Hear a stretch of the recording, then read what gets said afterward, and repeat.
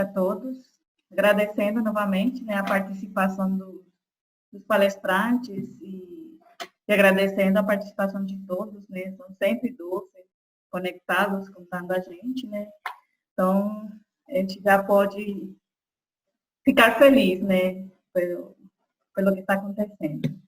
Então, eu já recebi algumas perguntas, eu filtrei e estou tentando ligar para a gente não perder um pouco o fluxo, né. A primeira, que eu achei geral, é para o Bernard. O João Pedro Ferreira Santos, da UFG, ele falou o seguinte: gostaria de tirar uma dúvida. Com as medidas de isolamento social, o consumo de energia no país diminuiu em vez de aumentar? Ele tem essa curiosidade.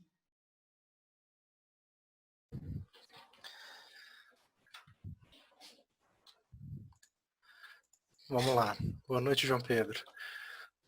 Para tentar esclarecer essa dúvida, bom, sendo mais direto, então, em princípio, sim, o consumo diminuiu. E por que diminuiu? Deixa eu compartilhar minha tela novamente. Tem uma figura aqui que acho que ajuda bastante a gente entender essa questão. Que é o seguinte. Chegou aí, Lina, por favor? Não compartilhou. Não? Não. Agora está compartilhando. Obrigada. Muito bem. Então a questão é a seguinte. Então isso aqui são os dados da EPE. Então, diferente do ANS, que a gente faz a medição da carga através da geração, nas distribuidoras, como a Enel, como o Light, como a Eletropaulo, como o SEB, a gente tem como de fato saber para onde esse eletro lá que o ANS está medindo a geração, a gente não sabe para onde está indo, mas as distribuidoras sabem. E a EPE faz um trabalho de consolidar essa informação de todas as distribuidoras e fazer esse resumo mensal do mercado de energia elétrica. Então aqui a gente consegue ter um raio-x dessa questão do consumo. Então esse aqui é o relatório que a EPE soltou aqui com referente ao consumo no mês de abril. E o que a gente vê é o seguinte: a gente teve um aumento de 6% na classe de consumo residencial, como esperado, então a maioria das pessoas está em home office, então o aumento nas casas das pessoas aumentou. Por outro lado, a gente teve uma redução muito mais forte no lado das indústrias, do lado do comércio, o que acaba provocando essa questão que no líquido a carga em termos geral diminuiu. Então só como a título de exemplo aqui, tem na segunda página desse mesmo boletim da EPE, tem aqui como é que se distribui esse consumo em termos das classes residencial, industrial e comercial no Brasil. Então a gente vê que residencial, no caso de 2020 aqui, né, o consumo residencial e industrial são próximos um ao outro, e o comercial em torno de metade deles. Mas se o consumo residencial aumentou 6% e o industrial e comercial diminuíram 17%, 12%, a gente vê que no líquido essa redução de fato foi para menos. Acho que é isso. Lina, você está sem o microfone, viu?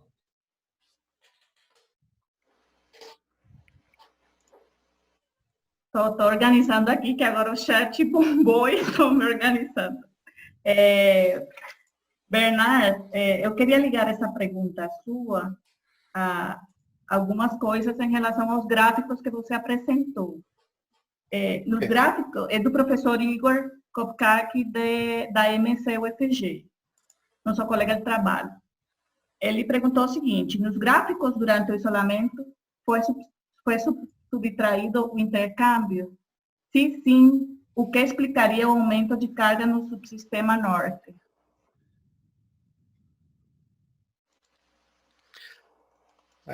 Olha só. Então, sim, de fato, foi reduzido o intercâmbio da forma que a gente comentou lá no início da apresentação. Então, a forma que a gente calcula a carga é com a geração do norte, menos o que foi exportado para os demais subsistemas. Agora, explicar o que causou essa redução vai ficar mais difícil para mim, acho que eu vou ficar te devendo essa. A gente pode tentar fazer uma análise juntos aqui agora, com esses dados aqui da EPE. Não sei se a gente vai conseguir.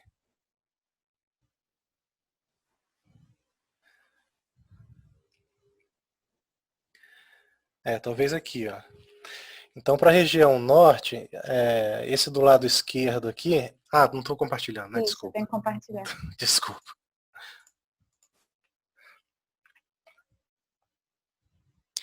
Vamos lá. Então, esse mesmo relatório da EPE aqui traz uma visão para as diferentes regiões do Brasil. Então, a gente vê aqui que, no caso da região norte, a gente teve um aumento. Essa coluna aqui da esquerda é 2020, isso aqui é 2019. Então, nesse mês de abril, a gente teve um aumento do consumo da classe industrial no norte. E mesma coisa na residencial. E o consumo na parte comercial foi pequeno, mas em comparação ao porte do consumo industrial, isso foi menor.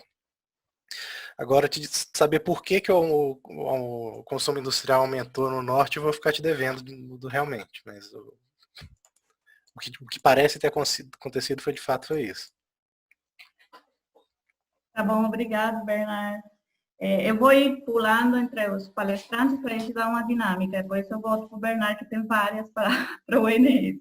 Ok. O Luiz, do Igor, também da MC, ele gostaria de saber se houve alguma contingência relacionada à sobrecarga em subestação, alimentador, ramal ou transformador que atenda a área predominantemente residencial, e nesse tempo de isolamento social.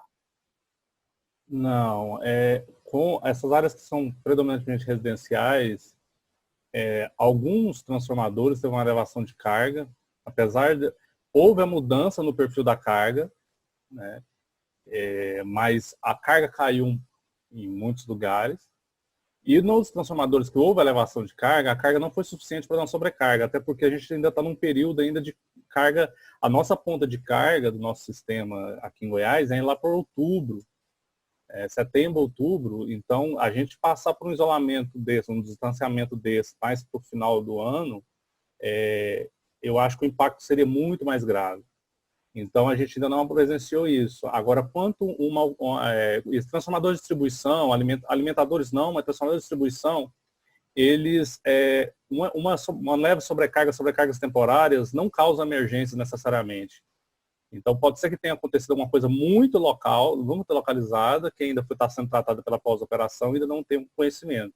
Mas, no geral, não. A gente não está passando por isso, não. Obrigado pela pergunta aí.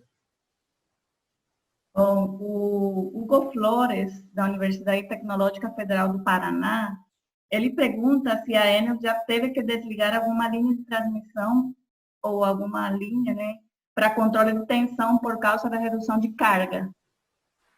Não, a gente ainda não fez. Isso seria mais para o sistema interligado, porque tem linhas maiores, com capacitâncias maiores, e seria a questão de que quando a gente tem uma linha muito comprida, com uma capacitância muito grande, então, e a carga muito baixa, as tensões começam a se elevar, aí às vezes você tem que tomar uma medida drástica de abrir linha para evitar que essa capacitância faça com que as tensões ultrapassem os valores que a gente trata como valores normais, né? Então a gente não teve de passar por isso ainda porque as nossas linhas ainda são de níveis mais baixos e capacitâncias menores. As linhas, a gente tem uma linha muito comprida, mas a gente tem um reator nessa linha que faz um controle. Então a gente ainda não precisou passar por isso não. Tá tranquilo por enquanto. Obrigada, Luiz. A Dalis Dantas, o Dalis Dantas, ele é graduado em mestre em Geografia pela UFG. Ele está perguntando para o professor Delberis se a redução de carga no Sistema Interligado Nacional não poderia significar uma diminuição na tarifa, ao menos ao curto prazo? Esse é o ponto. Muito boa pergunta. A questão é que a tarifa ela não se define no curto prazo, né? A tarifa ela não é o resultado do que está acontecendo agora, e sim da soma do que vai acontecer ao longo do ano. E o que vai acontecer ao longo do ano? O que vai acontecer é que os custos de distribuição continuam os mesmos, quer dizer, a distribuidora continua com os funcionários lá trabalhando, com o transformador, com a rede elétrica, com os investimentos que são necessários, e Agora tem um problema comercial que vai acontecer, que deve acontecer. Por um lado, as distribuidoras estão sobrecontratadas, como eu comentei, então isso vai causar algum prejuízo do ponto de vista comercial, e por outro, deve acontecer um aumento no nível de inadimplência. Então, a sensação que a distribuidora vai ter, não só a distribuidora, mas a cadeia, né, porque a distribuidora só recebe esse recurso, é de uma quantidade de recurso menor ao longo do ano e, portanto, a necessidade de um aumento de tarifa para compensar isso no ano seguinte. Então, parece contraditório, mas é assim que funciona. A redução excessiva de consumo, como vai acontecer agora, vai impactar negativamente, deve impactar negativamente a tarifa. Tem uma muito boa aqui, Lina, que depois, se você me permitir, eu queria responder também.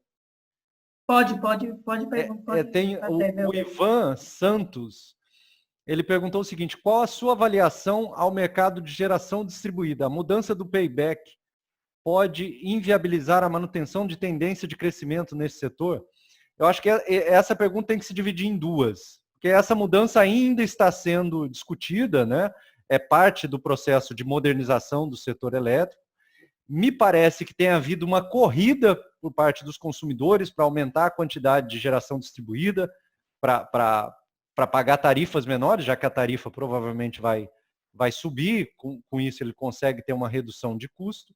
Então, acho que no curto prazo deve haver um aumento, né, na procura da geração distribuída, e eu não acredito que vai haver uma mudança significativa, mesmo com um aumento ou uma diminuição dos subsídios dessa fonte. Tá? Essa é a minha percepção. Então, acredito numa tendência de aumento agora, no curto prazo, e uma tendência de aumento menor no médio prazo. O Delberis, não sei se você já encaixa essa outra aqui, do professor Enes Marra, da UFG. Como o senhor vê a possibilidade de desverticalização do fio em que o consumidor do grupo B poderá escolher o fornecedor de energia?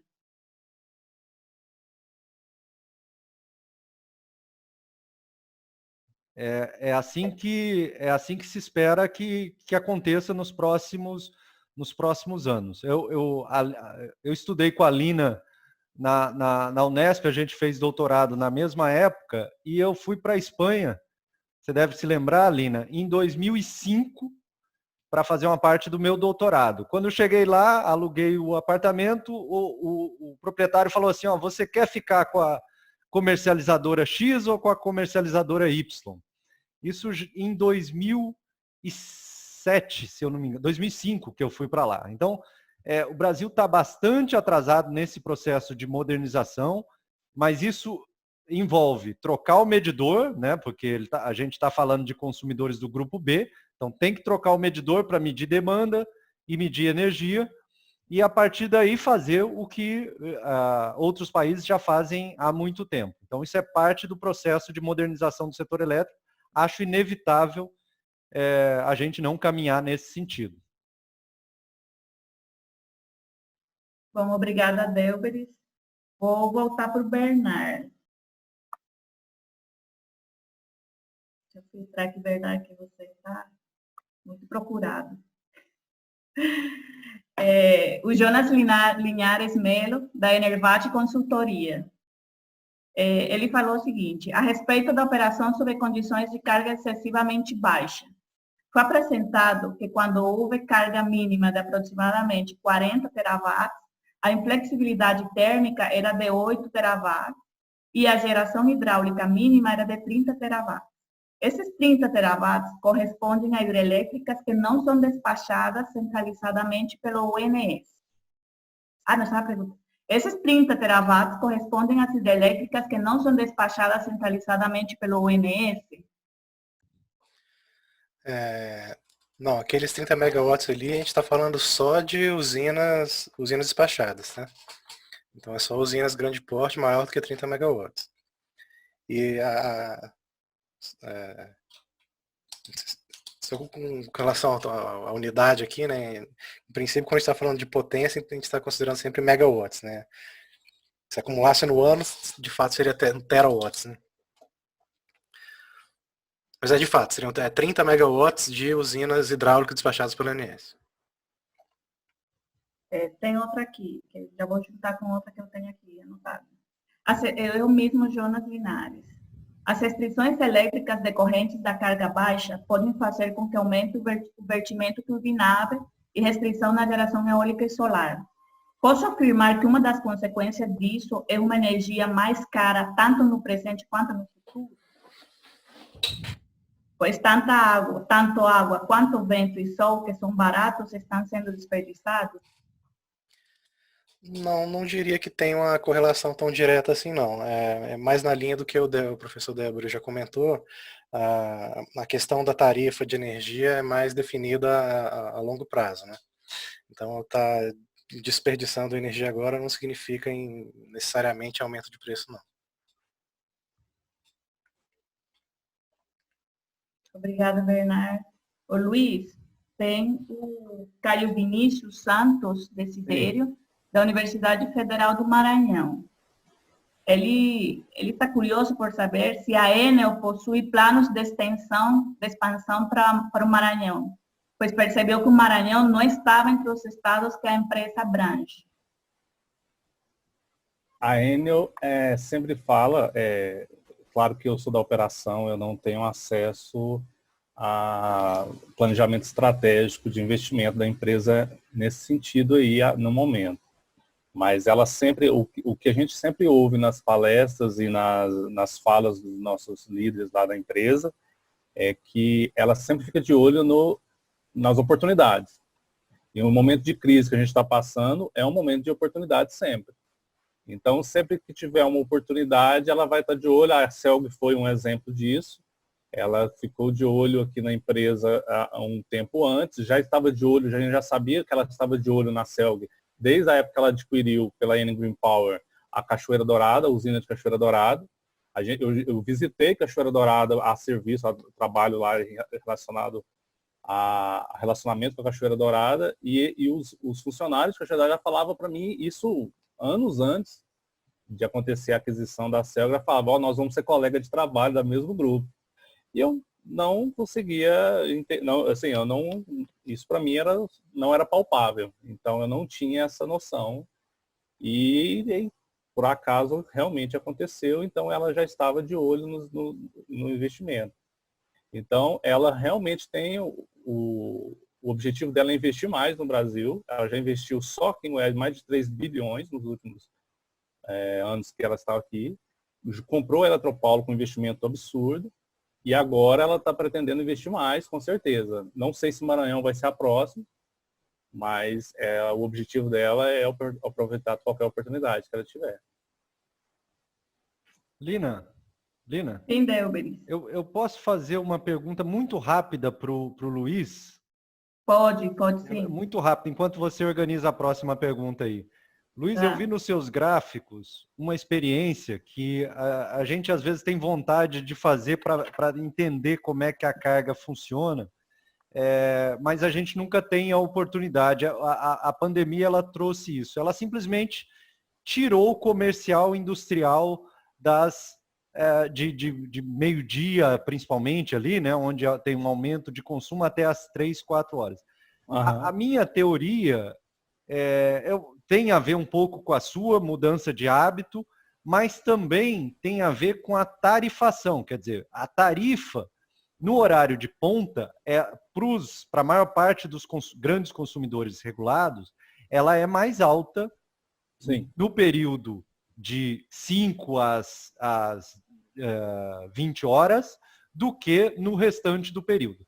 Então eu fico imaginando qual o efeito de você deslocar a ponta, não só a ponta de fato, né, como já existe hoje, com o industrial comercial tendo bastante peso nesse período do dia, mas a ponta comercial, quer dizer, se a gente cobrasse mais caro uma tarifa de meio-dia às 3 da tarde, ou de 2 às 5, será que a gente não voltaria com aquela curva que é parecida com a característica residencial que a gente tinha no passado? Eu acho, tá no áudio aberto, eu acho até complicado isso, Delvis, porque é um momento muito no meio do dia. Talvez se você tivesse cobrando mais caro no final do dia, assim, não digo às 7 horas, mas um pouco antes, sei lá, começar a cobrar mais caro a partir das 5 horas ou 4 horas. Mas se você pegar no meio-dia, às 3, às 4, bem no meio da curva, para você deslocar isso, eu acho que aí o comércio e a indústria, o que for que cliente que usar essa demanda mais cara nesses horários, vai ter que deslocar e entrar à noite adentro, né? Ou começar a trabalhar bem mais cedo, para ele manter essa produção e esse horário. Eu acho complicado. Não, perfeito. A minha dúvida era muito mais se a gente teria o efeito de, para usar o termo da moda, achatamento da curva. Se a gente ia empurrar essa curva para baixo, eu acredito empurrava que sim. a indústria um pouco mais para... Eu acredito que sim. Ia achatar com certeza. Esse pico não ia ser tão íngreme, né? Com certeza. Eu acredito que sim. Pode ser que isso aconteça, né? A história de como a gente tem, o Bernardo estava falando sobre as previsões de carga, é uma incerteza ainda muito grande. Como vai passar, a gente vai passar aqui em Goiás, o pico de carga desse ano. Porque a gente quer ver como é que vai se comportar. Todos os anos a nossa carga, ela parece muito uma carga típica daquelas que eu mostrei. Ela vem crescendo, chega julho, agosto, vai crescendo, setembro, quando chega em outubro, ela tem um pico muito grande, aí vai caindo novamente para chegar até janeiro, com ela menor um pouco mais. Mas em outubro é muito grande. E a gente quer ver como vai se comportar esse ano, se vai ter um deslocamento, se vai ter alguma coisa, porque a promessa é que muita coisa, todo mundo está prometendo, né? Quando essa quarentena acabar, quando essa pandemia passar, eu vou fazer tudo que eu quero fazer. Será que realmente aí vai vir tudo de uma vez? A gente não sabe como vai se comportar, a gente está nessa expectativa. Obrigada, Delberis, pela pergunta e o Luiz pela resposta. Eu que agradeço, Lina. Desculpa interromper aí. Não, tá tranquilo. O professor Getúlio Júnior, da Escola de Engenharia Elétrica, Mecânica e Computação da UFG, ele fez uma pergunta para o Delberis. Quais os principais impactos da pandemia no setor elétrico dos Estados Unidos? Você conhece? Uau! O setor elétrico dos Estados Unidos ele é muito menos, né, regulado, como acontece em outros países. O que eu tenho ouvido falar é que não tem receita de bolo, não. Eles estão tateando nas soluções, né? Possivelmente algo parecido com o que aconteceu aqui, redução de consumo, inadimplência aumentando. Então, eu acho que algo semelhante ao que acontece no nosso ambiente livre talvez aconteça por lá. Não tenho maiores detalhes, mas o que eu sei é que não há uma receita pronta nos outros países para tratar essa questão também. Eles estão procurando em cada lugar a sua maneira de resolver o problema. Obrigada, Delberis. Vou dar só mais uma rodada, né, Maria? E aí a gente fecha a palestra. Dá tempo a gente dar mais uma rodada. Para o Bernardo. Deixa eu ver. Tem do professor Enes da UFG. Podemos dizer que a redução de picos de demanda deve manter o ano de 2020 em bandeira verde, uma vez que provavelmente não será necessário contratar termoelétricas a gás. Isso pode ser definido?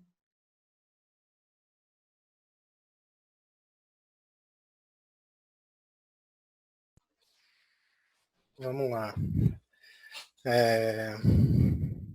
Olha só.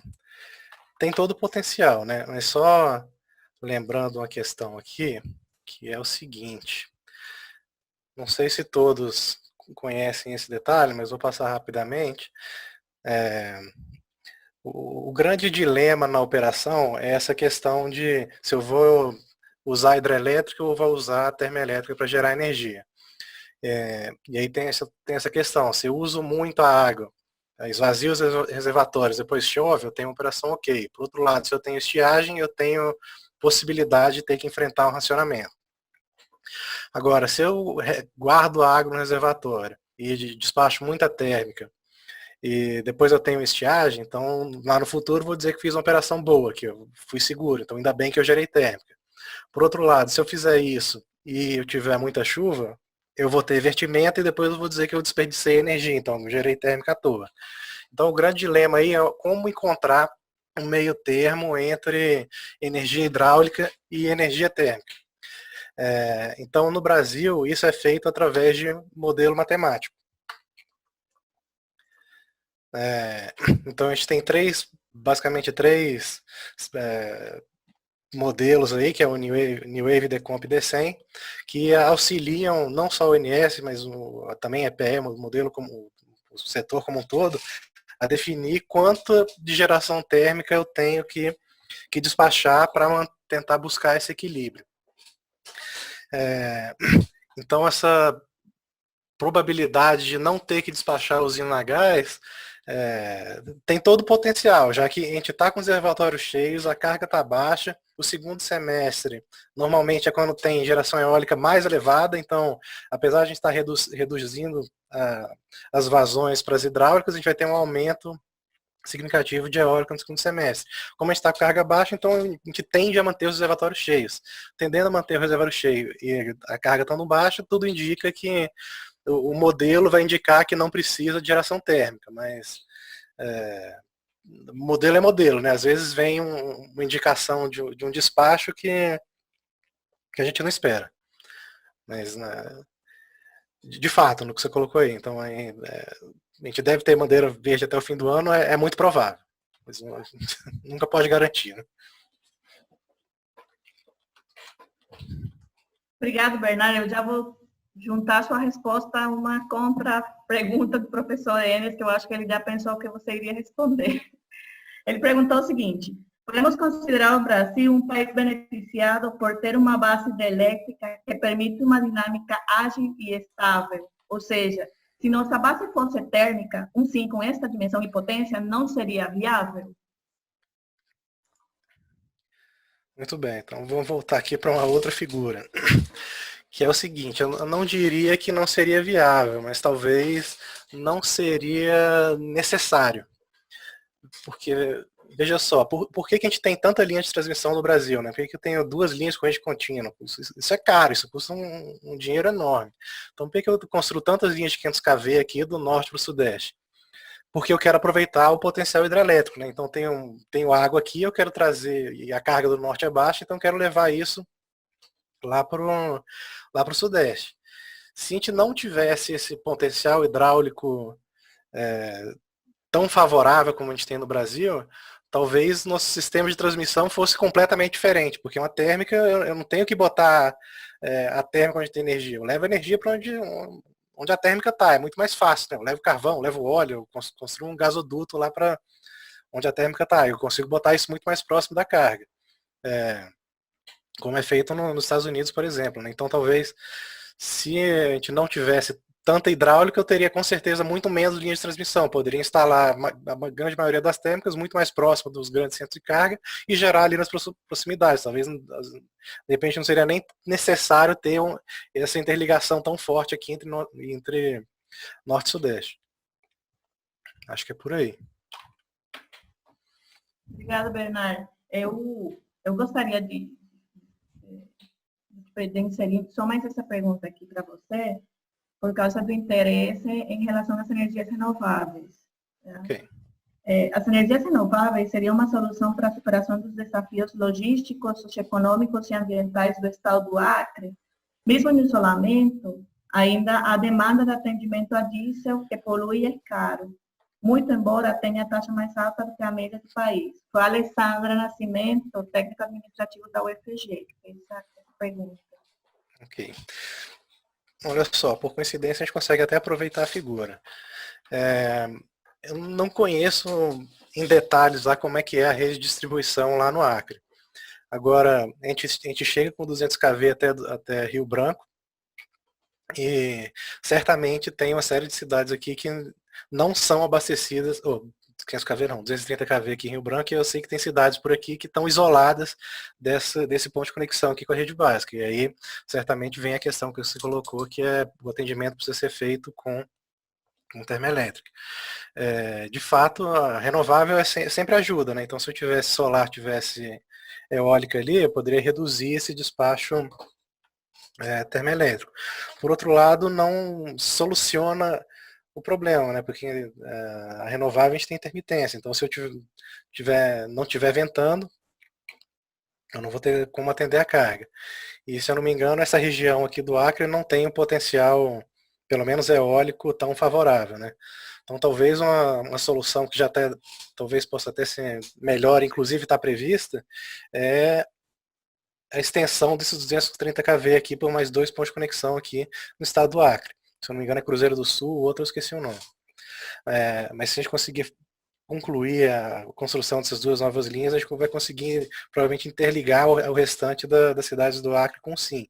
E aí com isso a gente não precisa mais ter despacho térmico em sistemas isolados no Acre, a gente vai ter atendimento direto pela rede básica. Talvez essa seja a solução mais adequada especificamente no atendimento ao Acre. Né? Obrigada, Luiz, pelo esclarecimento. Ô, Luiz, tem uma aqui da Larissa Marques, do IFG. Ela perguntou se foi preciso fazer algum procedimento para contornar a carga elevada do tipo residencial em determinadas regiões da cidade, como o setor Bueno e o Marista. Não, ainda não. Como eu disse, esse momento do ano, a nossa carga, ela teve elevação residencial, como eu mostrei, no consumo, mas a nossa demanda, ela não ultrapassou o que a gente previa, porque a curva deu uma baixada e alguns transformadores teve uma elevação, mas não chegou a ultrapassar os valores nominais, então nós não tivemos sobrecargas, alimentadores, então a gente ainda está com, vamos dizer assim, tranquilo, em cruzeiro, vamos dizer assim. Agora a nossa preocupação é com o que vem pela frente, com os próximos meses, se tiver uma seca durante muito tempo, começar a ficar muito quente, muito ar-condicionado ligado, e com o comércio começando a reabrir, aí juntando tudo, aí a nossa preocupação é essa.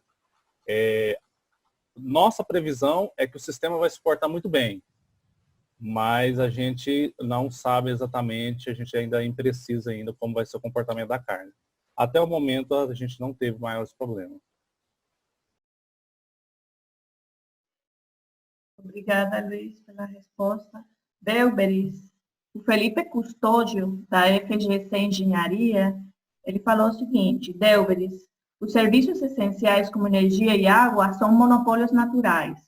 Você comentou sobre o Brasil estar atrasado nessa discussão.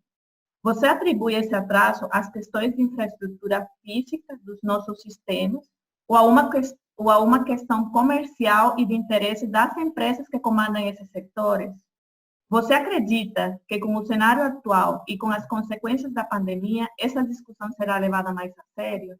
Muito, muito boa pergunta. Excelente pergunta e tem um pouco de história para responder isso, mas tem um pouco também de atraso da nossa parte em encaminhar no sentido de uma abertura maior do mercado.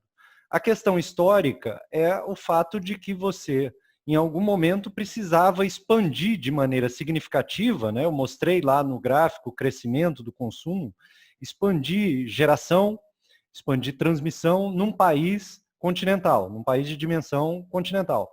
E a maneira que se encontrou de fazer isso foi via distribuidoras que financiariam essa expansão através de grandes obras, grandes usinas hidrelétricas, linhas de transmissão, etc.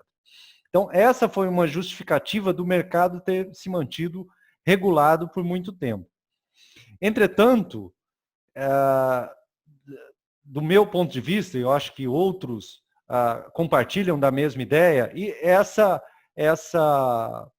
expansão do ambiente livre, ela poderia ter acontecido numa velocidade maior e de uma forma mais, digamos, consistente, coisa que não aconteceu. Então, existem sim razões históricas para isso, mas existe um pouco também de falta de empenho ou um pouco de resistência por parte dos agentes, enfim. Isso poderia ser acelerado, sim.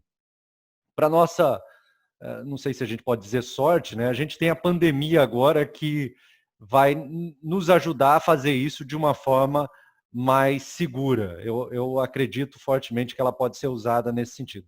Lina, se eu puder fazer uma pergunta rápida para o Bernard. Bernard, você comentou na sua apresentação, você colocou a medição da carga lá na geração. E aí, o que está acontecendo agora? Uma forte penetração de geração distribuída, que torna essa medição de carga bastante, vamos dizer assim, questionável. Como lidar com isso? Como lidar com um cenário de forte expansão de geração distribuída, medindo a carga lá na geração? Esse é um desafio que já, no Brasil, por sorte, a gente ainda não tem uma penetração tão forte de geração distribuída na distribuição, né? Mas como eu exemplifiquei até com aquela figura lá da famosa curva do pato, que isso já é realidade em outros locais do mundo, né? E, de fato, isso é um desafio para a operação. É um grande desafio e a forma que eu vejo de lidar com isso é melhorar, ter bons modelos de previsão, né? Então, na verdade, a gente tem que saber que isso existe, né? Então, o que a gente vê como carga, a gente sabe que de fato não é a carga toda do sistema.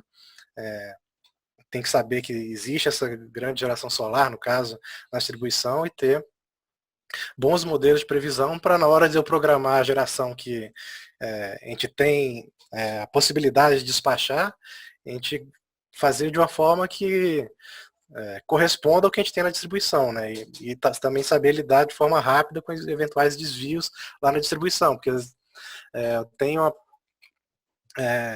uma previsão de geração solar alta, então entra uma nuvem, entra uma chuva que não estava prevista, isso muda rapidamente ali aquela curva de carga, eu tenho que ter folga nas minhas usinas despachadas para fazer frente a essa variação. Então, certamente isso é um desafio, eu acho que a solução é nessa linha, né? Eu tenho que ter bons modelos para prever o que eu não estou vendo. Obrigada, Bernardo. Delberis, tem mais uma aqui para você, do Igor Ferreira, ele é mestrando na UFG. Queria saber se a compensação dos efeitos do Covid, a curto ou médio prazo, exigiria uma alteração estrutural do setor elétrico. Os recursos vindos de P&D da ANEEL poderiam ser usados para compensar o impacto financeiro e atenuar a elevação tarifária? Tá, me parece, eu até mostrei, né, que a conta de 16 bilhões é menor até que a conta que a gente teve em 2015, 16, possivelmente já levando em conta todas as possibilidades que as distribuidoras têm de mecanismos como troca de contratos, a utilização de reservas da CDE. Certamente isso tem que ser explorado, todas essas possibilidades têm que ser exploradas, de maneira que o impacto na tarifa seja reduzido. Concordo com ele, concordo que tem que se explorar todos os mecanismos possíveis. Por outro lado, reserva de P&D especificamente tem que ser olhada com bastante cuidado, já que são os projetos de pesquisa que vão ajudar o setor elétrico a melhorar, a avançar. Como eu já disse, existem atrasos históricos que podem e devem ser compensados, e eu acho que os projetos de P&D podem também ajudar nesse sentido. Obrigada, Delberis. E agora sim, para encerrar, uma para os três. Vamos ver a visão de cada um em relação a essa aqui. Como vocês veem o futuro do SIM? Ele nos reserva um sistema cada vez mais uníssono e centralizado? E se sim, isso seria bom ou ruim? Quem começa, Lina? Quem quiser. Você quer falar primeiro? Não, Pode não falar, quero, Delbri. quero não, mas eu falo. Não, eu acho que não. Acho que passou um período de sistemas centralizados, a gente explorou bastante os recursos que a gente tem. Temos virtudes e defeitos com esse modelo que a gente escolheu. Acho que não é o caso só de ficar apontando os defeitos, existem qualidades, mas esse período de grandes recursos, grandes investimentos, eu acho que está ficando para trás.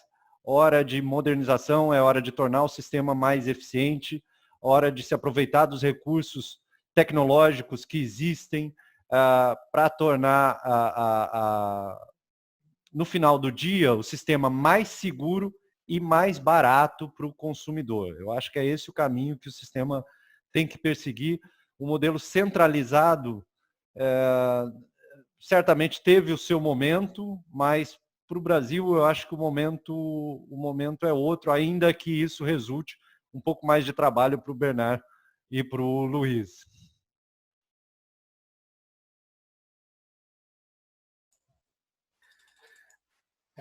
Acho que concordo aí plenamente com o Delbris. Acho que o futuro é descentralizado, não tem para onde. Se a gente olhar o plano decenal de expansão da geração, lá do o que é indicado pela EPE, a gente vê que hidráulica, por exemplo, a gente, como o Del já comentou, a gente não vê mais grandes projetos de hidráulica, principalmente conservatório, né? Então a gente até vê algumas novas hidráulicas, mas quase todas a fio d'água e de médio e pequeno porte. A gente ainda vê alguma pretensão de grande expansão aí do gás, mas de fato o que a gente acredita que vai acontecer é um aumento grande da penetração, principalmente de solar rooftop, né, na residência das pessoas. Né? Então o preço está barateando cada vez mais e provavelmente isso vai ser realidade no Brasil no médio prazo aí no máximo. Isso complica a operação? Complica com certeza, né? Mas estamos aí para enfrentar e fazer o melhor possível. Na visão da distribuidora, ao operar um sistema totalmente distribuído é muito complicado. A gente vê muitos desafios aí, mas eu acho que não tem volta. A gente tem algumas discussões que a gente tem levantado em grupos de discussão entre as distribuidoras, que é o qual é o grau de penetração dessa geração distribuída nesses alimentadores que a gente pode permitir, ou se existe essa possibilidade de haver uma limitação em relação à quantidade de carga, que muitas vezes um alimentador ele tem 20 biodigestores num alimentador, se você for deixar no liberar, igual nós temos áreas como a área que tem os agregados da Perdigão, por exemplo, na área de Rio Verde, que eles produzem porcos e ali eles colocam os biodigestores, aí ele quer o vizinho dele colocou um gerador, ou eles viram uma cooperativa e querem colocar geradores. E isso eu estou dando um exemplo, mas aí o Bernard já falou dos rooftops, já da fotovoltaica. Quando você percebe a sua carga que antes era num sentido no alimentador, agora ela não tem mais um sentido. Ela muda o tempo todo, ela é totalmente intermitente. E você operar um sistema assim levanta alguns desafios muito grandes.